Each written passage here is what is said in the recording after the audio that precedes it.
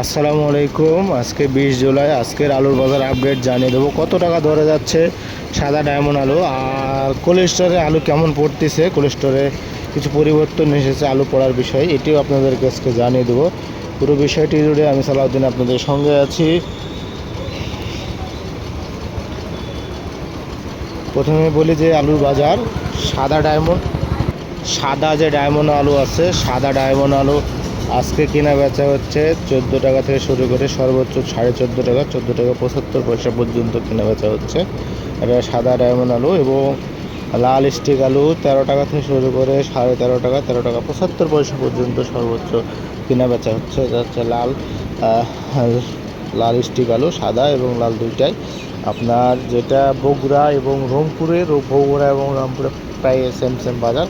বগুড়ায় কেনা বেচা হচ্ছে এখন 800 থেকে 820 টাকা, 850 টাকা মন কেনা বেচা হচ্ছে। এটা কোলেস্টোর ভাড়া সহ, কোলেস্টোর যে ভাড়া আছে এই ভাড়া সহ কেনা বেচা হচ্ছে। আর আপনার যেটা লাল স্টিক আলু আছে, লাল স্টিক আলু কেনা হচ্ছে যে 750 থেকে 780 টাকা, 800 টাকা খুব ভালো আলু কেনা বেচা হচ্ছে। এটা হচ্ছে কোলেস্টোরের বাজার। আর আমরা এই মুহূর্তে অবস্থান করছি রাজশাহীর রহমান যে স্পেশাল কোল্ড স্টোর আছে, আমরা রহমান স্পেশাল কোল্ড স্টোরে এই মুহূর্তে অবস্থান করছি।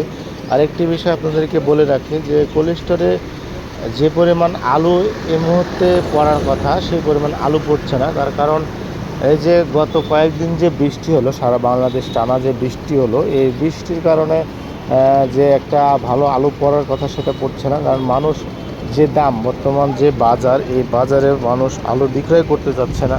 আলু বিক্রয়ের আশা মানুষ কমিয়ে দিয়েছে যে পরে দেখা যাক, আরও কিছুদিন পরে বিক্রয় করব। যার কারণে এরও একটা মন মানসিকতার কারণে এখন দেখা যায় যে তুলনামূলকভাবে আলু কিন্তু কম বিক্রয় করছে, আলুর সেটে কম পড়ছে। এই ধারণা যদি এভাবেই থেকে থাকে তাহলে একটা সময় আলুর সিচুয়েশান খারাপ আসতে পারে। তো আমি যার কারণে বলি যে আলুর সেটে কম পড়ছে, যারা আলু আছে যাদের, আপনারা বাজার দেখে শুনে বিক্রয় করে দেন, দেখা যাক পরবর্তীতে কী হয়।